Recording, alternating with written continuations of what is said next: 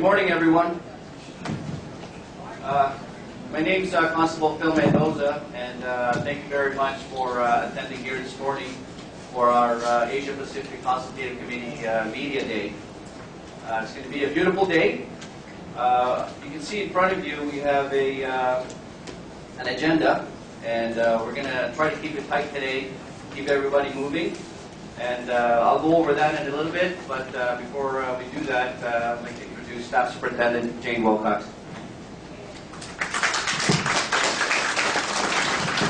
Good morning, everyone. Thank you so much for coming out here today. It is my pleasure to welcome you to the Toronto Police College and our second, which I hope to be, annual Media Event Day. I just want to mention, as co-chair along with Ray Tolentino from the Filipino community, we are part of the Asia Pacific Community Consultative Committee. I'm not too used to karaoke, I'm sorry. This event today was put on, one, to showcase the Asia Pacific community, to showcase and give an opportunity for the media to interact not only with our committee members, but also with each other.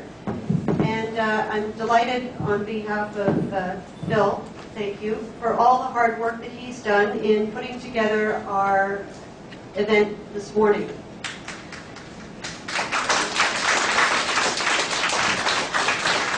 I would like to just briefly go over some of the folks who are here today.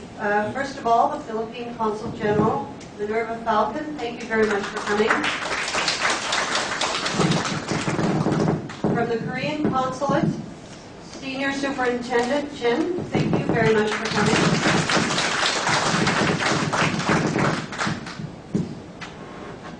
It's not me, I'll move over here. Superintendent Jim Raymer from the Community Mobilization Committee. And all our APCC members, we'll start over here. Mr. Timothy Zaza from the Burmese community, representing the Burmese community. Valdivia, from the Filipino community. Mr. Sid Akita from the Japanese-Canadian community.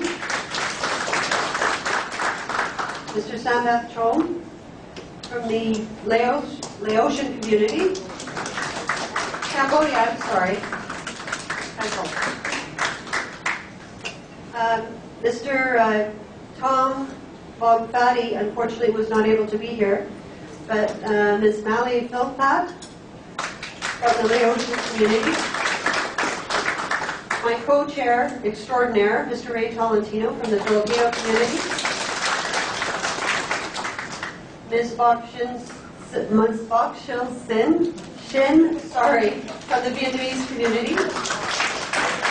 Korean. I'm sorry.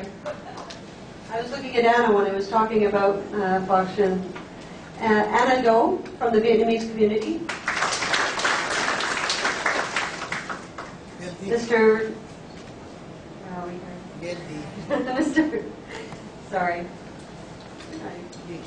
Kang Nguyen, Mr. Kang Nguyen from the Vietnamese community, and Mr. Henry Lee from the Malaysian community, and last but not least, Ms. Young Lee Ha from the Korean community.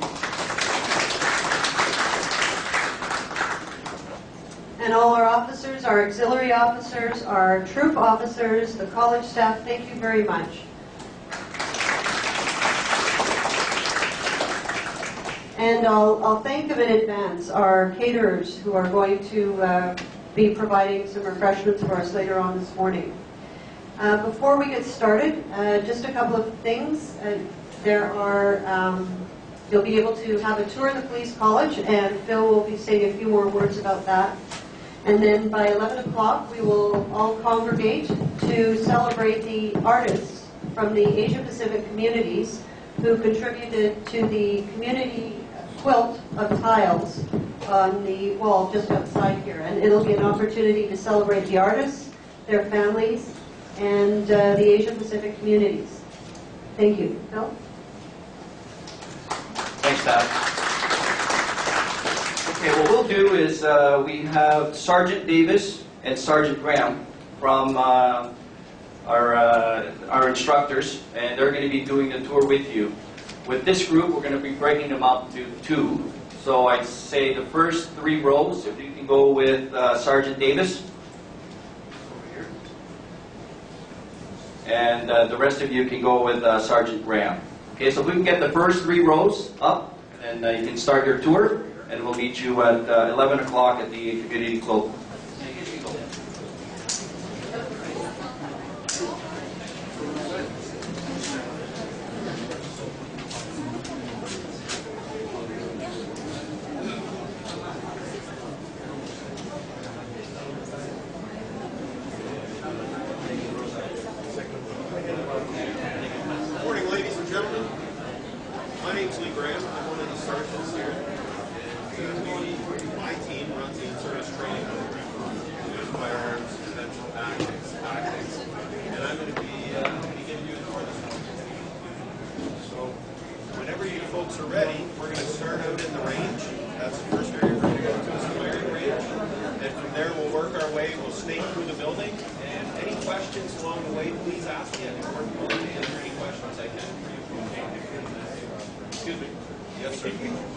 Okay, for the rest of you, we're just going to...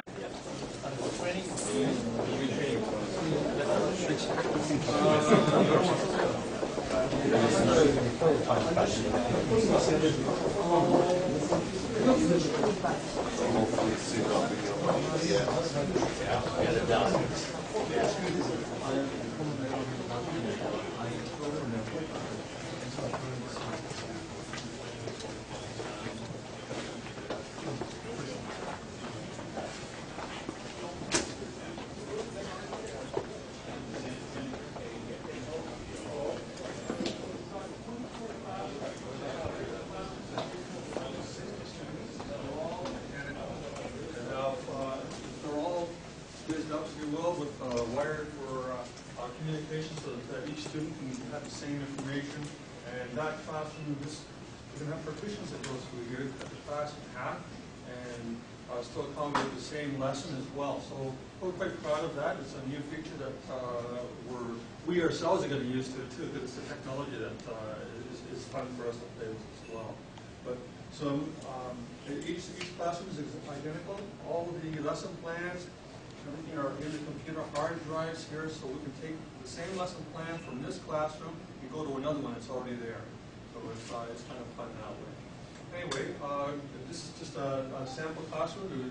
They're all identical, but we'll just go with that door over there, and we'll take it from there. If you have any questions, please feel free to ask. Okay. They're planning. They're doing some.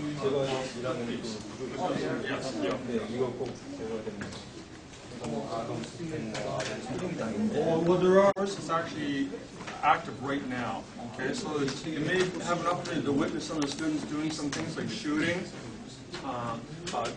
Anyway, because of that, I can't take you right onto the range, but we can take you to the range control booth and we can tour through there and see what it's like from the other part of it. Okay, so we're going to try not to interfere with the students that are in class right now. Before, underneath the parking here is where all the geothermal thermal heating is all collected and goes through the building. It's a really kind of a neat facility. We used every square inch of this facility to make it as green as possible. So that's kind of interesting as well.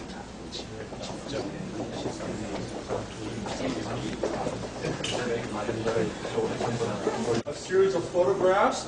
These are photographs of all the officers that have ever been with Toronto Police since 1956. Okay, and it goes right up the so it kind of wraps around here. And so we've had literally thousands of officers pass through the doors of the college and through the servers over the years. So this it starts over here and makes its way around. And you can see actually it's black and white over here. And I'm over here where it just changes from black and white to color. Anyway. Is that 5 years ago? Oh, yeah, sure. Thank you. So we're So this is for all the sworn officers, all the constables that have come on. Of course, over the years they've gone up through the ranks, but when they come on, they start off as constables, and then and so it's all photographs of them as they were constables. So that's very interesting too. Okay, we're going to go over to this set of stairs here. Is there anybody can't climb stairs? Okay, because I do have an elevator available for some people, but I'm going to take you upstairs to the prayer room. Okay.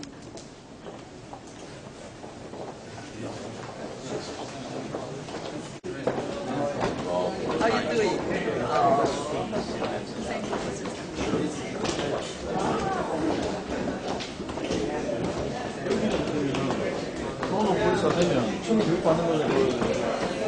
I'm open to everyone.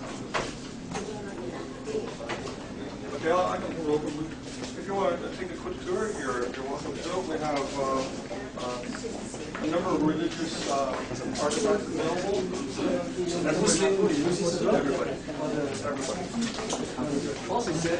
As well, yes. Yeah. Okay, we have over. Yes, exactly. Yeah. That's exactly. Trying to be, yeah.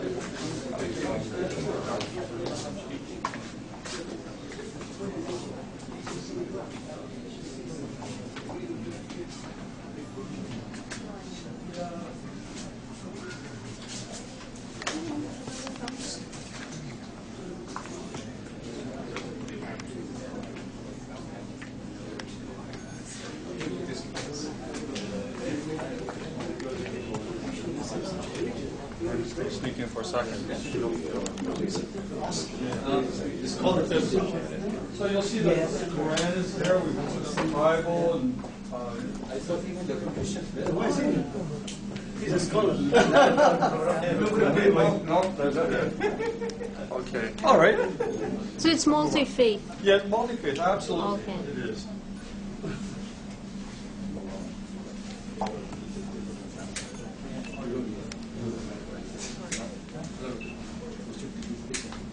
That is good on the thing. Yeah, hey, just one picture summarizes it.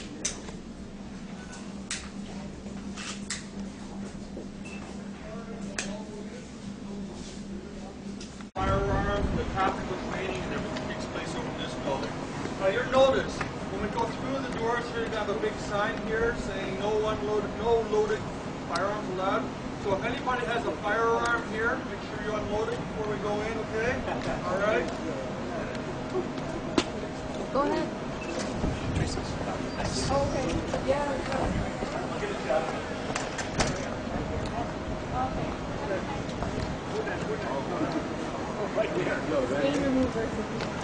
Everywhere you go, you speak.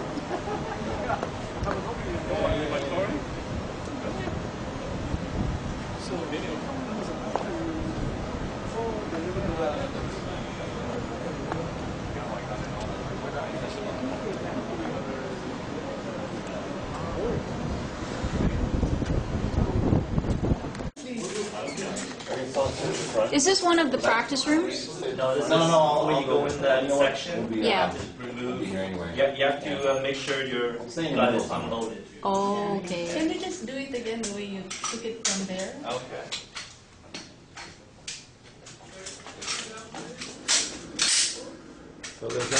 Now it's loaded. Yeah. Now it's loaded. So when you come before you go in here, you have to unload it.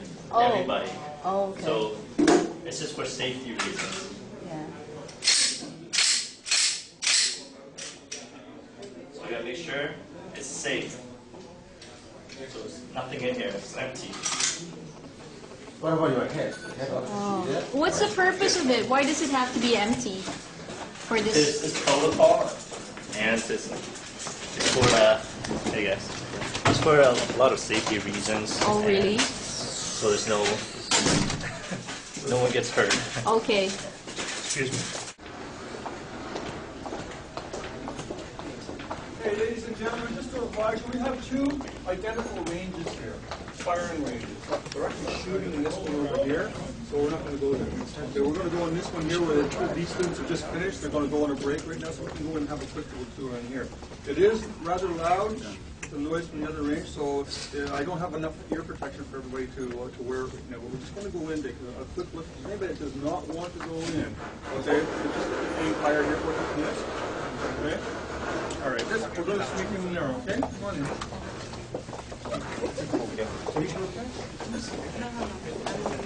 I used to be part of the TPC.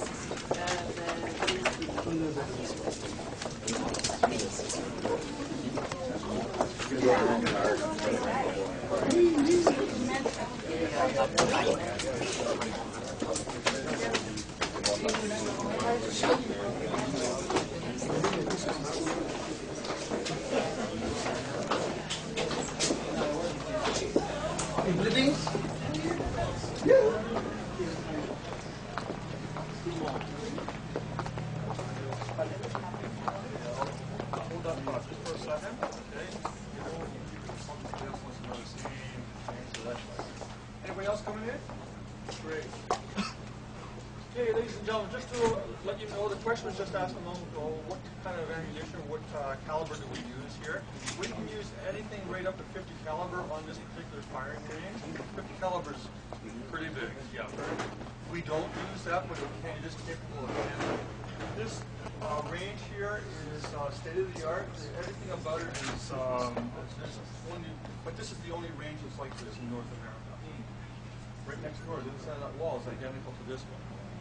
And they're independent of each other. So if this one is getting serviced, that one can still be operational, or vice versa. Or we can use them both at the same time. We can handle 60 officers at a time firing, okay, between the two ranges. And the range distance from here down to there is 50 meters. It's also as wide as it is long, so that helps out a lot too. There's a lot of practical applications for that. We can actually drive vehicles onto this range here too. And we deploy our officers from vehicles. We have large doors that we can drive in through, come out, set up a scenario-based training from here with live fire exercises. And of course, at the range down here, we have an annual qualification that everybody has to do. As I say, it's annual, and once a year, everybody has to come in and qualify. And that's the type of training that these officers are doing today. And on top of that, we have other types of training as well that we can do here, different firearms that we can use. Because of the fact we can handle up to 50 caliber, that's a lot larger than anything that we use as a municipal police force. However, we do have a variety of different firearms that we can use. So we're pleased to say that this firearm can handle most of it. So. Any questions about this? Okay, when you're outside, you wouldn't hear very much.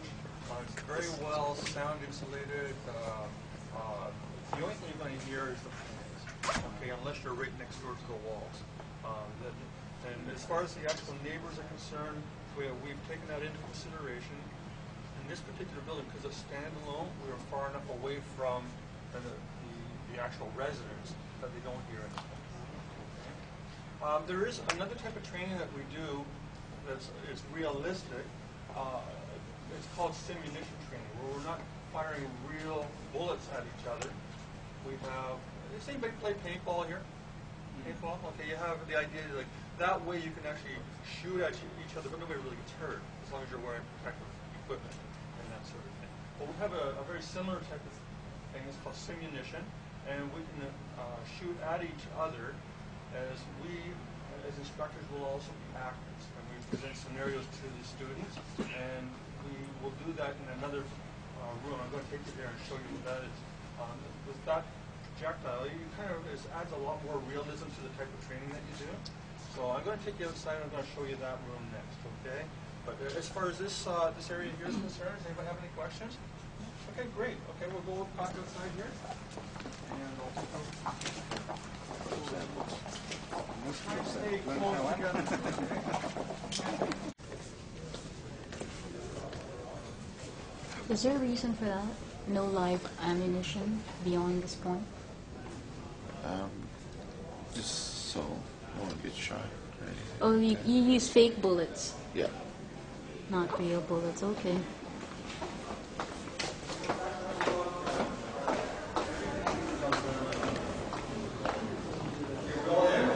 We're all here? Okay, great. This particular building is called the indoor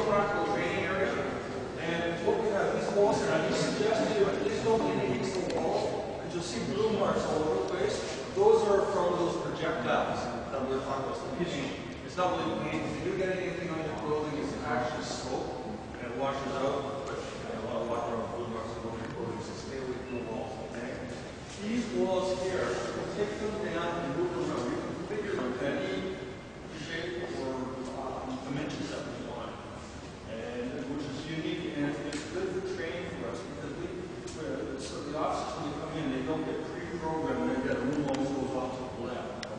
When we do room there, we can change it up, make it all different for every application, and so it's always students to do that. So it's adds a lot of rules. So we'll send students in. We'll give them a very quick briefing. We'll tell them what the call is about, and then they come in and they don't know anything more than that. But as we all know, things aren't always as they appear. Okay? So when the officers come in, they're expecting one thing and maybe something else pops out. They have to react to it. They have all their options available to them. It'll be their firearm using simunition. It'll be their Nerf pepper spray. In other words, it's not really pepper spray, but a simulated pepper spray, and a baton. And they have to use the levels of force that are according to the incident that's been projected with them. Okay, so they'll go in here and they never know what's going on. Which will, if you'd like to just go for a quick walk through this program.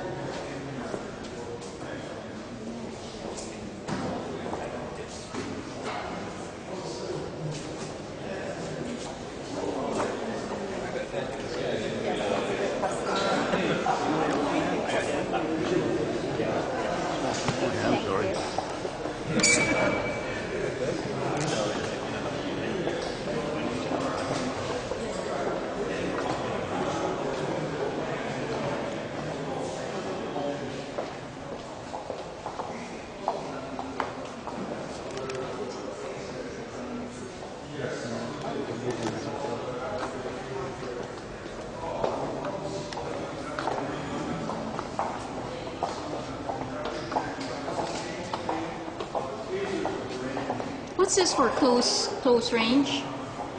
Yes, this is close.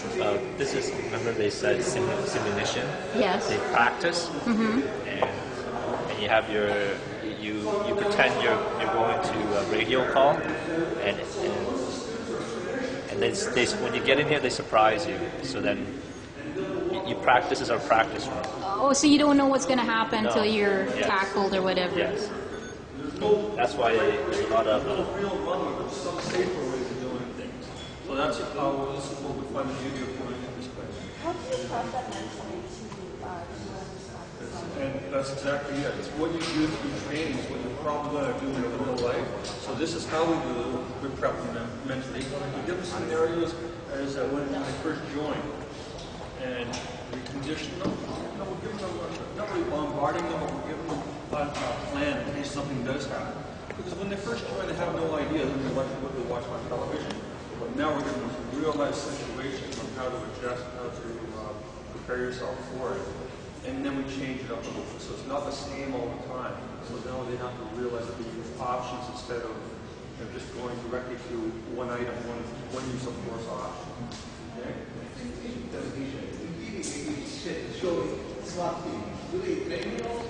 Well, we do have the emergency task force, which is part of the Toronto Police Service, and they have their own facility that they work out. Oh, okay. But they will train here as well. They're certainly welcome to come here. But they have their own facility, and that's where they have the big guys. Okay, we're going to move around to the outside training facility.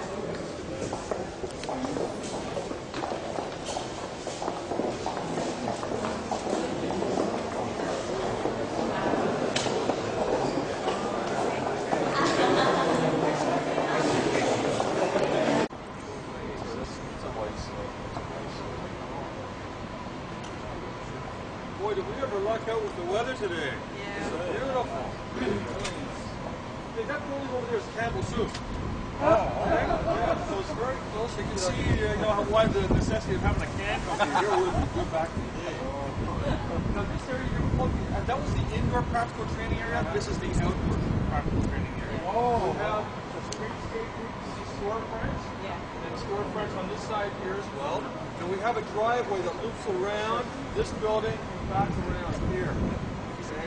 So we can do some driving exercises. Prepare ourselves. It's a lot of our initiation or contacts with the public are in fact driving. So we're preparing them with what to do. And it's all safety oriented. Everything we're doing here is safety for the public, safety for ourselves, and safety for everyone in general. So this is where we're going to all practice here. Now, we have a couple of other features about this building or our facility here. We actually share it with the Department of National Defense. Okay? Toronto is a partner. The City of Toronto is a partner. The Toronto Police are the main focus for our building here. It's known as the Toronto Police College. But the Department of National Defense are also involved here as well. So it's a good partnership. It's fine. So now the difference between this and the facility outdoors here, remember inside we were having paint calls or some initial training? We don't fire projectiles outside here because we have neighbors in the service elements. Okay? And the noise. The noise is a lot more minimal outdoors than what it could be on the inside. But we use what we call secure blanks. Blanks, there's no projectiles firing back and forth. We do that because we don't want an errant round going over the private property and getting somebody's car to the car or somebody walking away.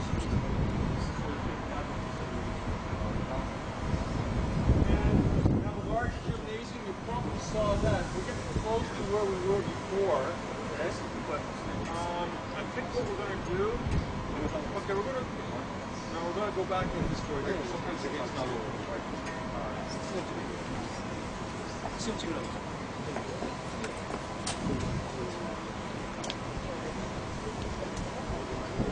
Original building. We've gone through a little tunnel. The first time we just walked outside to get to the second building. Now we come through a tunnel. So we're back in the original building, and this is kind of the exercise area. This is where we get the officers get their baton training and their defensive tactical training, handcuffing skills are upgraded. And there's also the regular exercise that we get through just fitness in general. So I'm going to show you how that's in that area works as well. Anybody getting tired?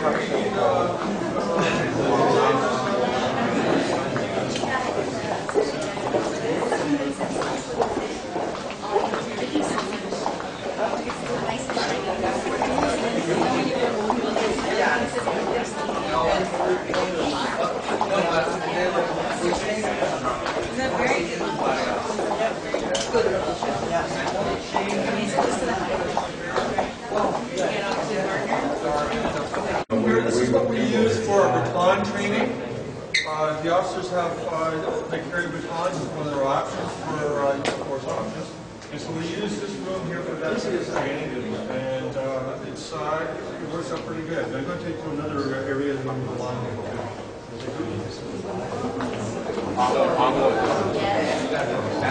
I hope I miss you.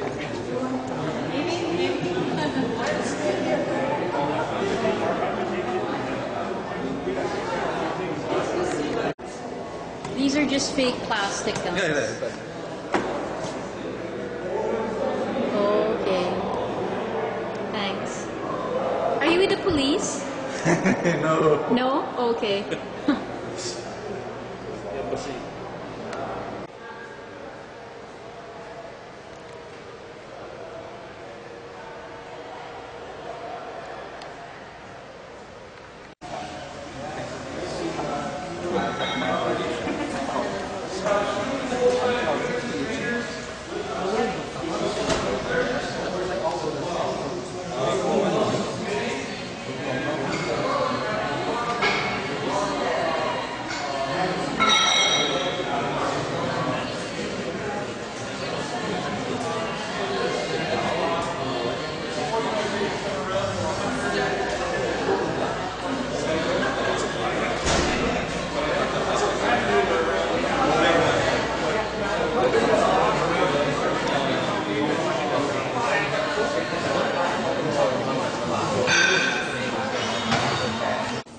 have guests on the services that come, but then we'll get a hotel for these.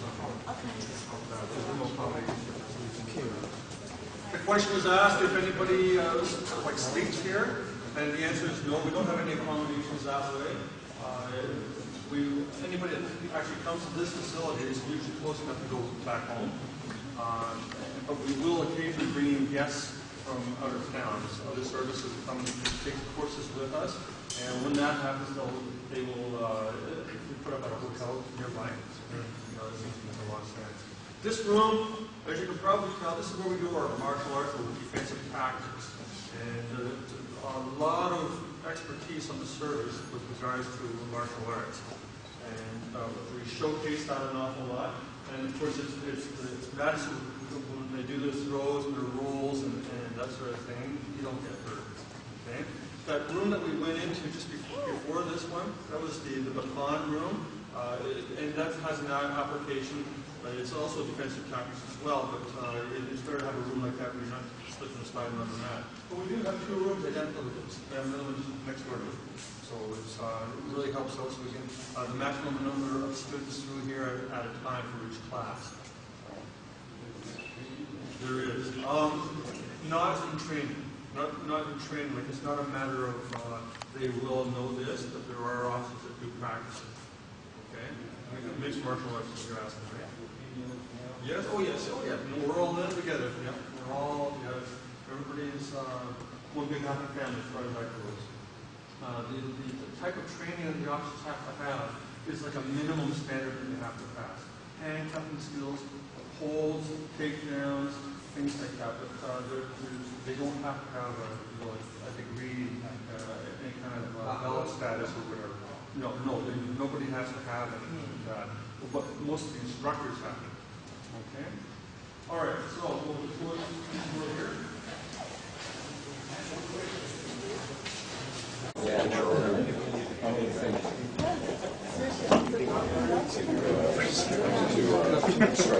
Let's see how you're doing.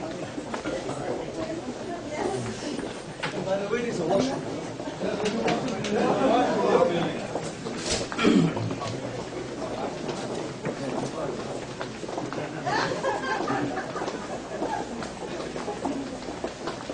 It's not a good.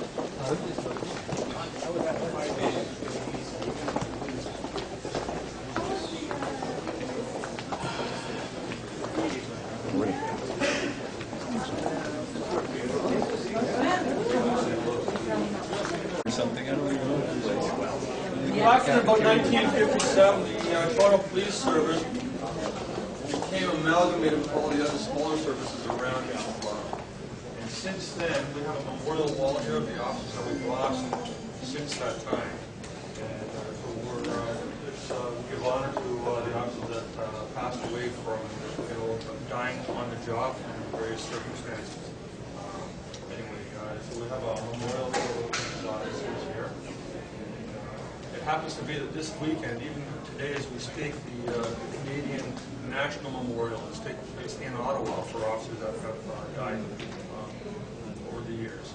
So they have a memorial there. This is ours for our police service here.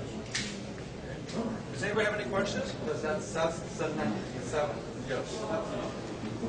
Well, that's enough. That's enough, okay? I know. I understand. In Toronto. This is just the Toronto. Yes. Who have died on the job.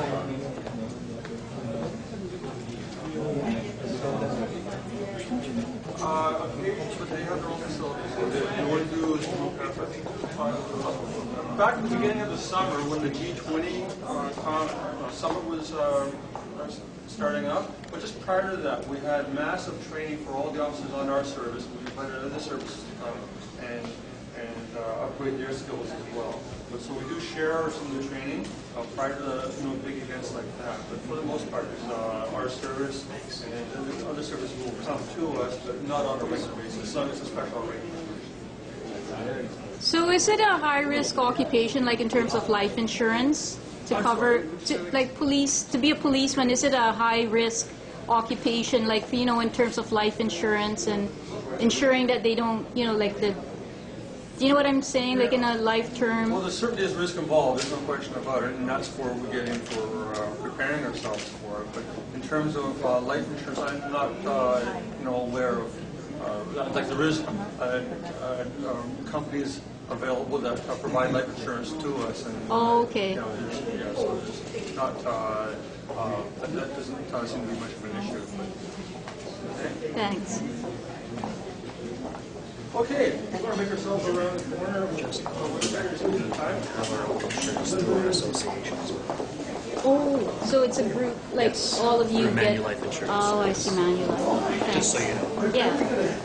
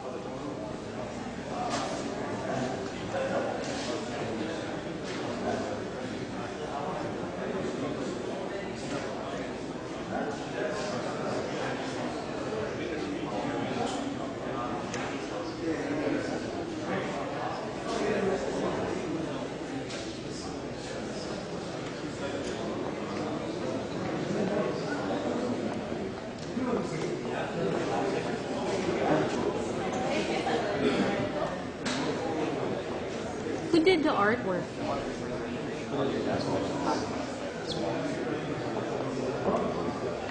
Oh, very nice. Who did the artwork?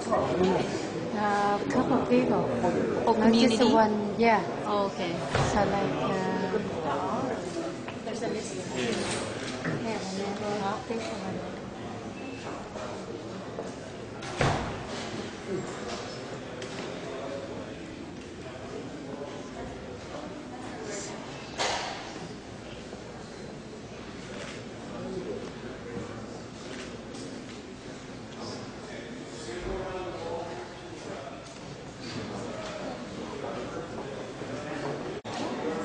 Tổng secretary general.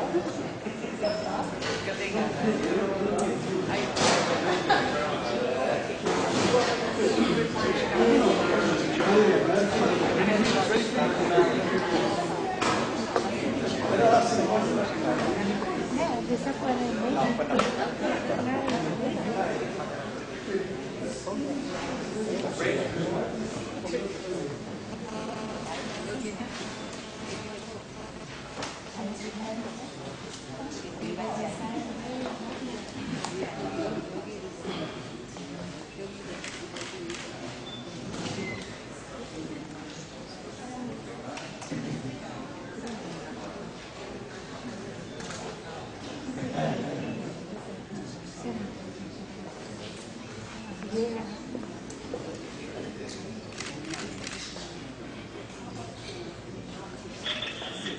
yeah.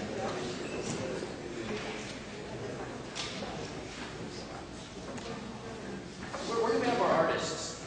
Do we have you up here? The artists?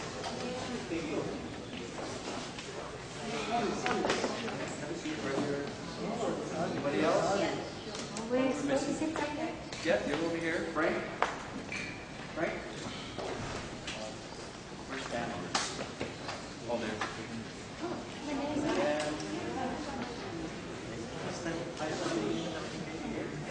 He's not here, okay. He's not here.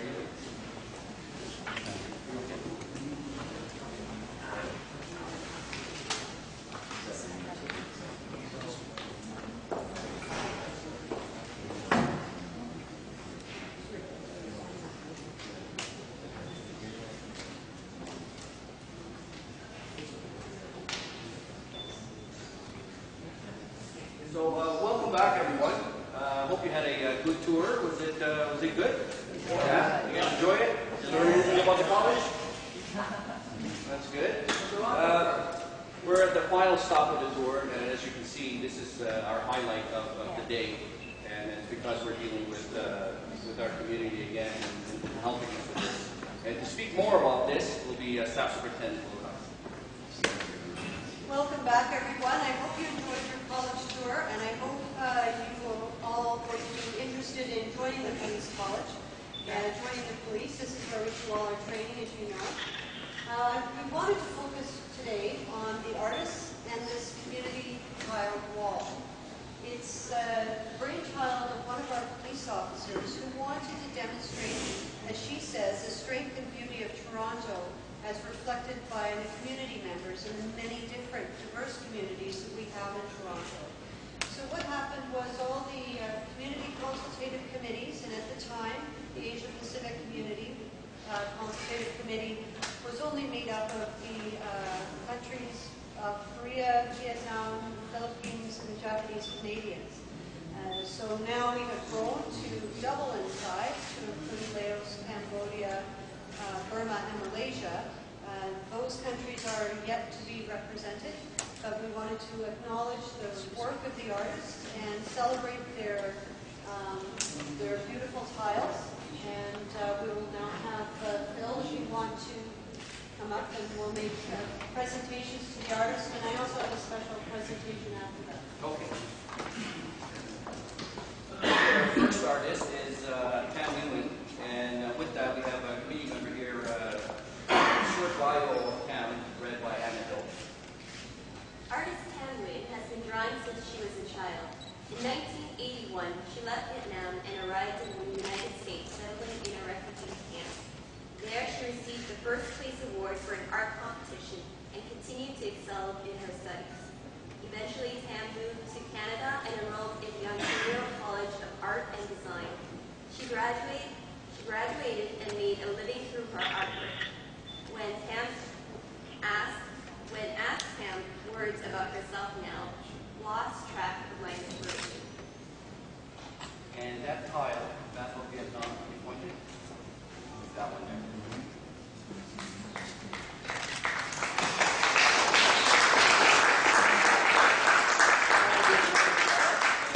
Read by Kang. The tile I'm referring to is called Aoyai. It's the traditional clothing of the North Central and South regions of Vietnam. In this style, each row from North Central and South regions of Vietnam. So each row is dressed in an Aoyai that represents each different regions of Vietnam. Each region has a slightly different style and comes in many different colors. These dresses are usually worn on special occasions such as Tet, which is Lunar New Year, and weddings.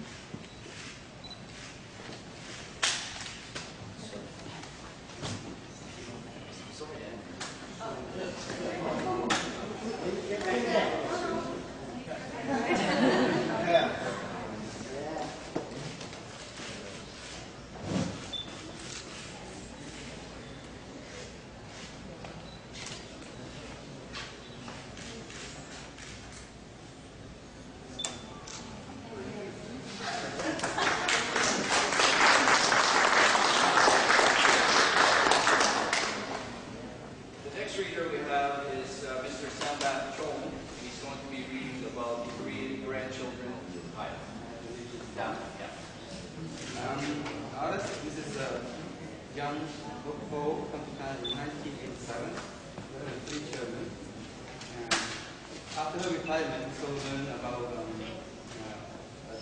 KCWA, that's the Korean Cultural Women Association, that, correct? Founding and social service painting class. Although she has never learned painting before, In the 60s, she gained the courage to join, and today her painting have exhibited twice already. Mrs. Ho, children are all married now with children of their own, and she has a pre-K grandchildren as grandchildren. Mrs. Ho is a firm believer that children need a lot of love and care in order for them to grow mentally, emotionally, and physically healthy. Thank you.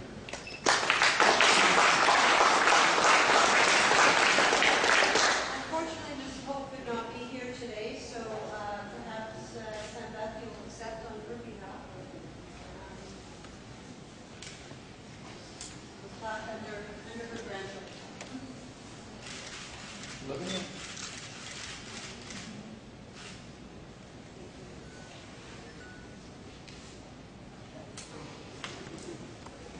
Our next reader will be Mali Feepat. Think about Mrs. Kung Ian, Field of Canada. Mrs. Compton Yang, Curl of Canada. This painting is based on the curl made by Mrs. Bob Sion Chin. Mrs. Chin set out to make a curl reflecting the history of Canada and displaying the beauty of multicultural Canada by including individuals from notable Canadian figures to members of the public. Mrs. Yang took a liking to Mrs. Chin's quilt and painted a portion of the quilt. Although Canada is made up of immigrants from different time periods and different parts of the world, Mrs. Yang believed that everyone belongs to Canada and everyone is writing the Canadian history in her or his own way.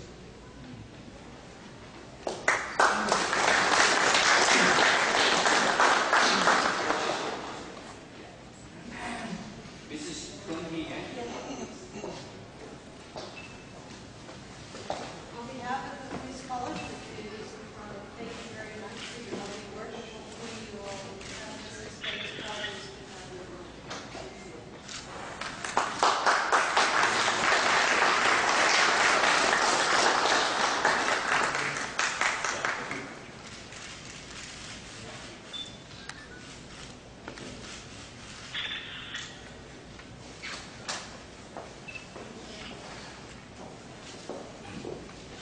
Our next reader will be Wang Xiaoxun. From Mrs. Hai Family.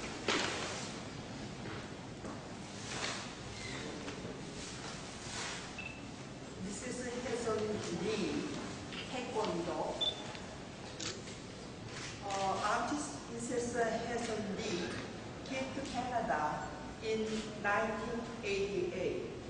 She came in with a Canadian dream, but settling in Canada was not easy. So she searched for a way to make her life more meaningful. While running a small business and raising her children, she registered at Concord University to pursue her dream as an artist. Like many other immigrants, she missed her hometown, especially the sunset over the ocean. Therefore, she always looked for a way to paint the theme of Korea. Her mother taught her to be proud of the spirit of Korea, which has made her overcome challenges with amazing endurance and spiritual strength. Taekwondo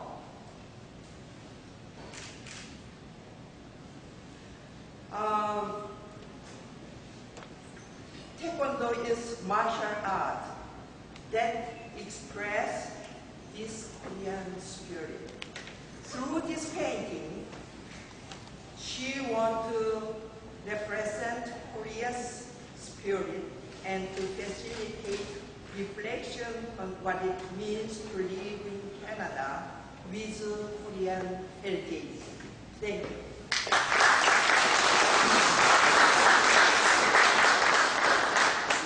Unfortunately, could not be here today, but Roxanne, perhaps you can accept this on her behalf.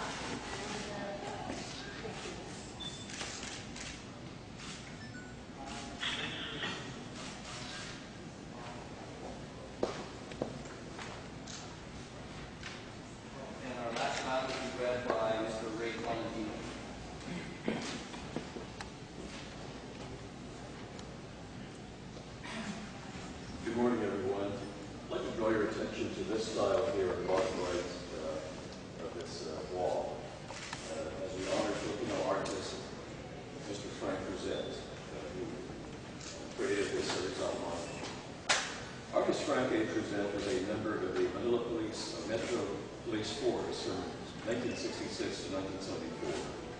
He joined the Toronto Police Service in 1990 and holds a position as liaison officer for parking enforcement east. He is self-taught and has painted since his childhood. A versatile artist, his work reflects the changing trends of painting, including realism, impressionism, contemporary, and abstract art. He is a member of the Philippine Artist Group, and over the years has done numerous art exhibitions throughout the GTA. The bronze and granite Rizal Monument has long been considered among the most famous sculptural landmarks in the Philippines. It is located in Luneta Park, the site of some of the most significant and historical moments in Philippine history. Rizal's 1896 military trial and execution made him a martyr of the Philippine Revolution. He is widely considered the greatest Filipino hero. The monument is not merely the statue of the national hero, but also the mausoleum that houses his remains. Both the statue and mausoleum are located near the very spot where Rizal was executed. The site is continuously guarded by ceremonial soldiers known as Caballeros de Rizal, or Knights of Rizal.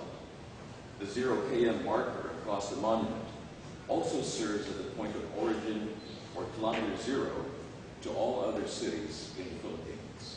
And this is the Rizal Monument by artist Mr. Frank Cruzet.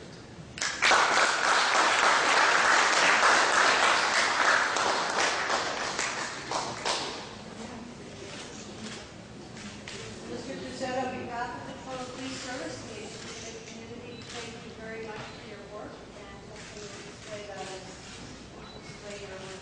Thank you very much.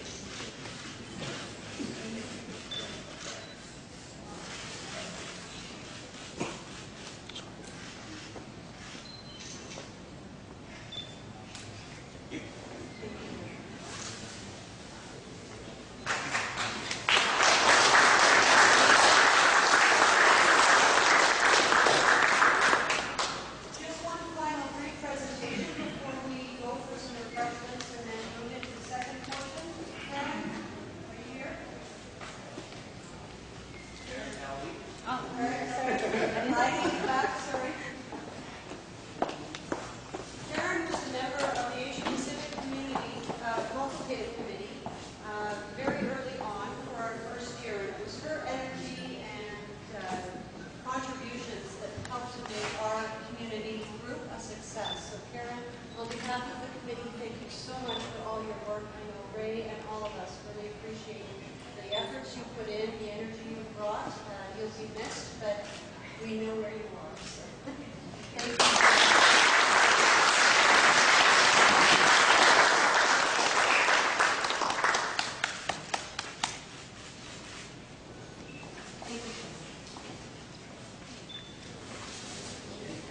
Yes, we're going to take a break now.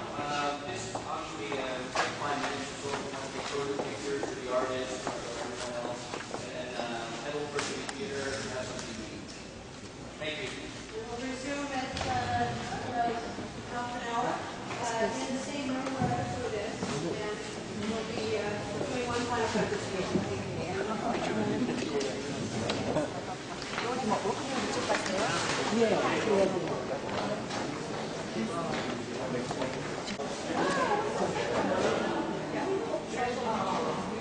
Center of it. Just like, yeah. Phil.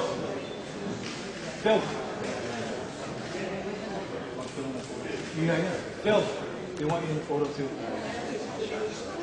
Yeah, Dad.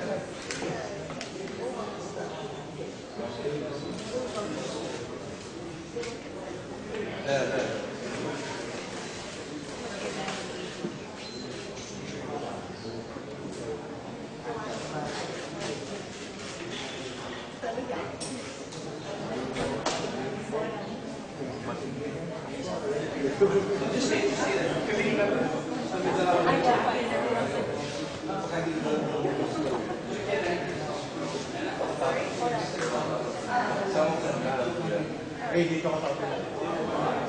Para nakasentro. Dito ka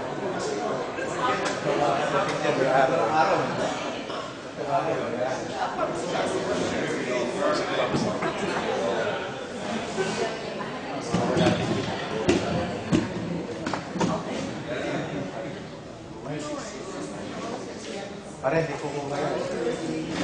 Dapat tumayo.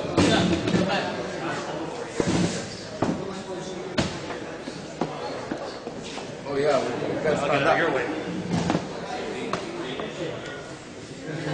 Pare, ko mo? Oh, yeah. Hindi ko kaya.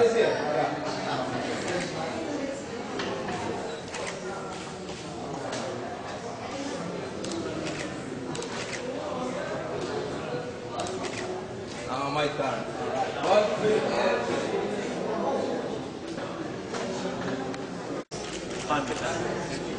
Yeah, here, office. The one with the flag. Okay. Thank you, thank you. There's always something to do.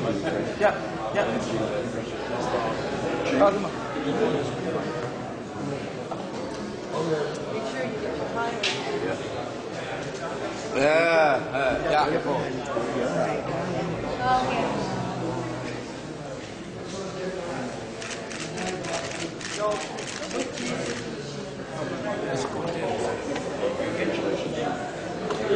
Can I just ask a question? Did you have to go to the Philippines and stand there and do your No. Memory? I painted that to the picture. a picture? Okay. So what was the reason for doing it? Inspiration.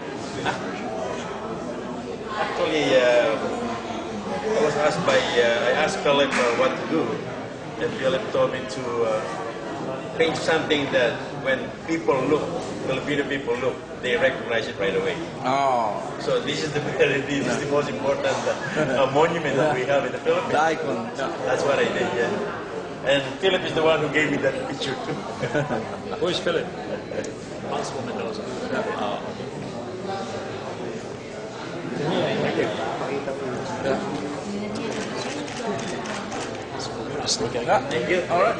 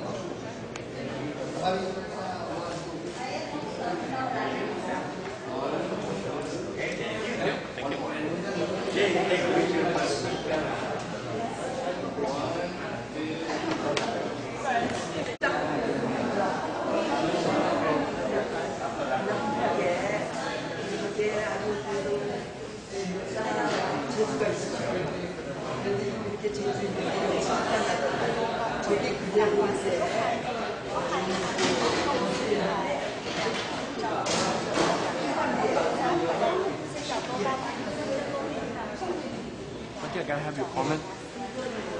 On what? The camera. Comment about the attire. I'm very thrilled here and even more thrilled that the fiction artist representing the Philippines is Rizal Farm, which I think encapsulates the entirety of what we are about in the Philippines. Rizal, in fact, traveled as far as North America, and we're still trying to establish it. He just happened to also drop by Canada during his travels. It shows that the Filipino has been very curious about the world even from the beginning. Of course, he picked up all these ideas about enlightenment and differentiation, which started everything stemming from I'm very, very pleased that the team chosen for this sums up the experience of the Filipino, both historically and their experience here in Canada. It's fun.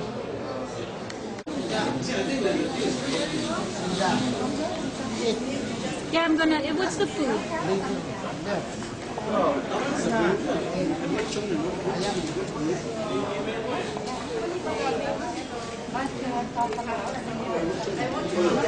But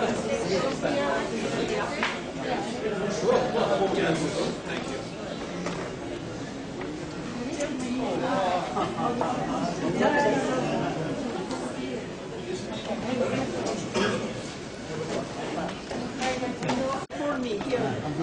no, it's okay. Go ahead. Yan, kaunti, tama-tama yan.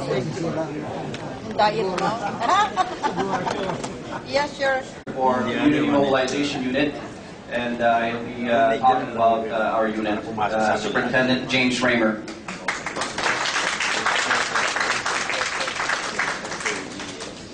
Good afternoon now, everybody.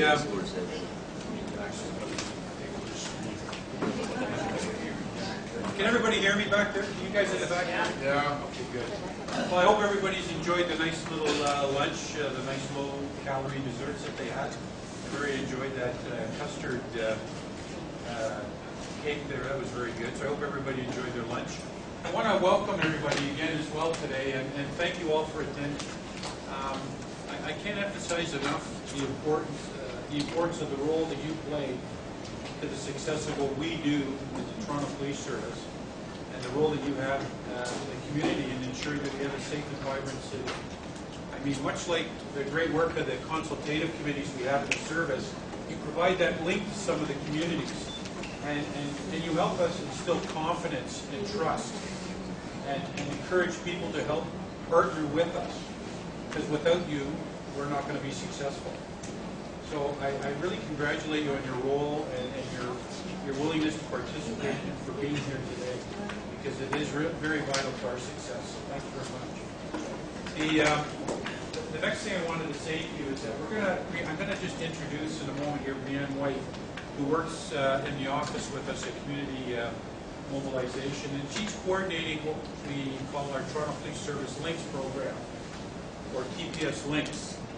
And I'm sure many of you might have heard of it. It's a community automated notification system, and we send alerts out to the community by voice, text, or email. And we would very like to expand the participation throughout the city of people in that program, and we would like to encourage you to help us do that.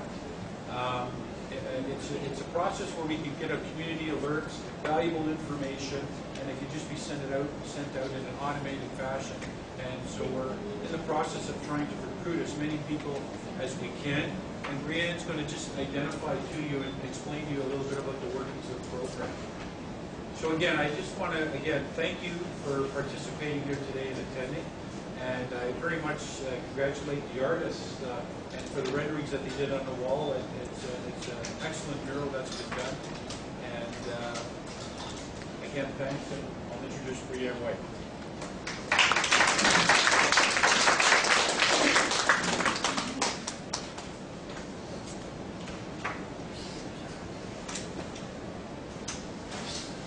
While Keith gets me all set up, I won't take too much of your time. I'm just going to quickly run through a quick PowerPoint and discussing what TPS Links is and how we use it to benefit our community as a whole.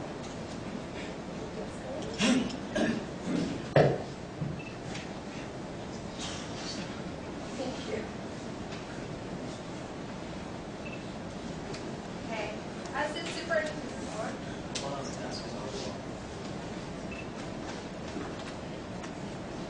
not a microphone, girl.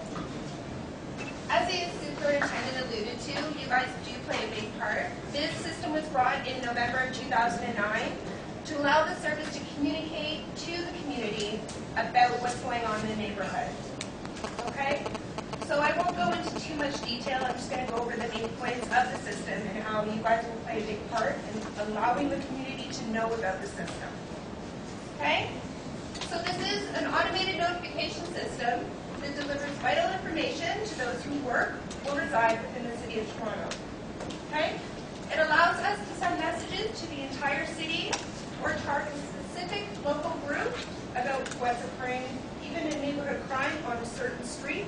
We can target information to specific households or businesses. Okay? All messages are prepared by local divisional police officers and sent out by them as well. Okay? Types of information. Okay? It ranges from special events, community meetings, community events such as one today. It also ranges to missing persons, evacuations, existing Amber Alerts,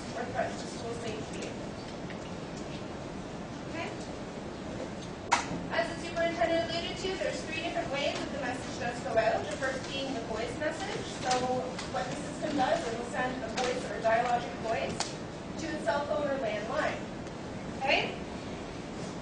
One of the main issues that was brought up by the community is that automated notification systems is that if there's an answering machine, they don't get the whole message. The system is advanced and it'll wait for the voice message to complete before it'll start the message.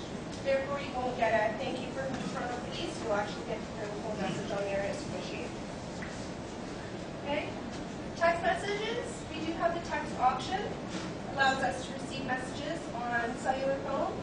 The only issue that unfortunately we can't control at our end is costs due to text messaging. Some carriers, if you don't have a text plan, they do charge for incoming texts, depending upon your carrier. Okay?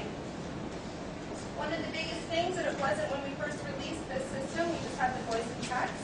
Email was key, desired by the community and internal individuals. It's quick, easy, you can get it at home, you can get it on your PDAs. Registration. There's two ways of registering to the system, one being online, quick and easy. Go to the Toronto Police website and click on the icon, or you can click on tpslinks.ca. All the information is on the line or on this website, and you can register and you automatically go into the system. For those that do not have access to a computer, we do have a hard copy registration form available to be printed on the internet, or it is at the local divisions as well.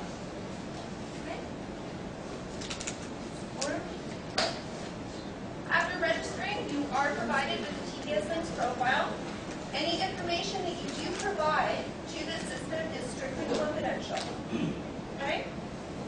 You can also make any changes at any point in time online or through the hard copy form if your phone number changes, if your location changes, or you want to receive different types of messages. You can cater your profile to receive how you want to receive the message and what you would like to receive. Okay? The only requirements is that you have, obviously, the way, the means for us to get the message to you, so a phone number, email address, or cellular provider. Okay? But this information is used when you do provide your personal information address. It's strictly for us to target the information to you. It's not used for any other purpose. Okay? And that's one of the big things. When you do register with anything nowadays, there's terms of participation. One thing that I do want to strongly indicate is that this information is not used for any other investigative purposes. It's only for the TPS Links communication device. Okay? Resources. Okay? You can, as I said, go to the TPS Links website, on the Toronto Police website, or tpslinks.ca. There's also an email. If you do have any questions, tpslinks@torontopolice.ca, and I can answer any questions that you would have. Okay? And that's pretty much it.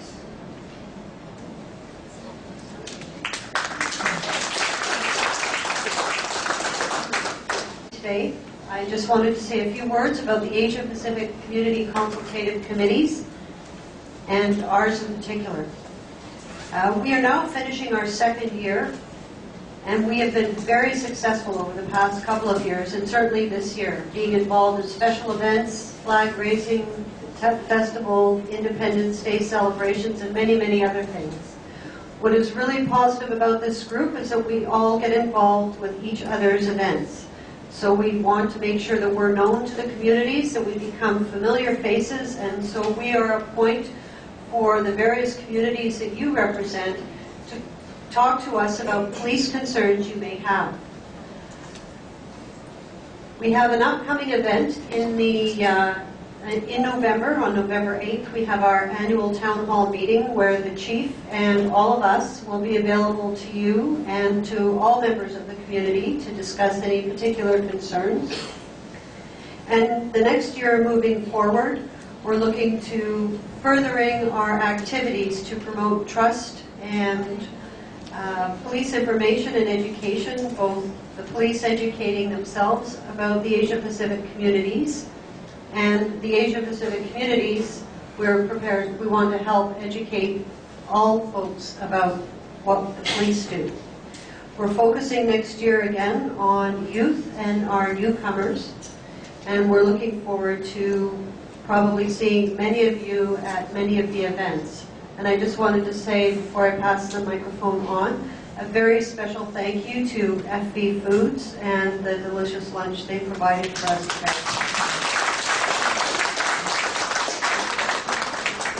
So I'll pass it on to Mr. Ray Tolentino, our co-chair. Well, good afternoon, everyone. It's a pleasure to host all of you here at the Toronto Police College. I'm one of the two representatives of the Filipino community to the Asia Pacific Community Consultative Committee. I'm also the Executive Vice President of the Filipino Center, Toronto. And we're very happy to have you here. One of the important elements of our relationship as we build the APCC and of course our relationship with the Toronto Police Service is communication. And your role as our partners with that to help enhance that communication with our community, to find out the best ways that the Toronto Police Service can help our community and our members of our community to give feedback to Chief Blair. So the town hall meeting that Staff Superintendent Jane Wilcox mentioned in November is going to be very important, and we need your help to disseminate that information and the invitation to members of our community. Thank you. Let me introduce at this time Bosh Shin from the Korean community. Good afternoon. I'm very happy to see you, everybody. I am Bok Shin, chair of the Korean Interagency Network, which is a 17 non-profit organization coordinating services and the programs and the resources of agencies from Korean community and the main streets. And we provide leadership roles, and we share the information, and we hold meeting regularly every month. Been 2 years in APCC members. I'm very happy. I try my best to participating, you know, it brings knowledge, and we share friendship with police officers. So also we identify the policing issues, which is we could bring to the police headquarters, to the Chief William Blair. So our Korean community, we usually have a variety of store robbery problems and the smuggling cigarette and the youth drug programs. But through this meeting, we are getting very deeply about community mobilization with police, education like domestic violence, crime prevent, youth prevent, crime prevent. Those kind of things we give to our community. So actually, as you know, I don't speak English well, but I try my best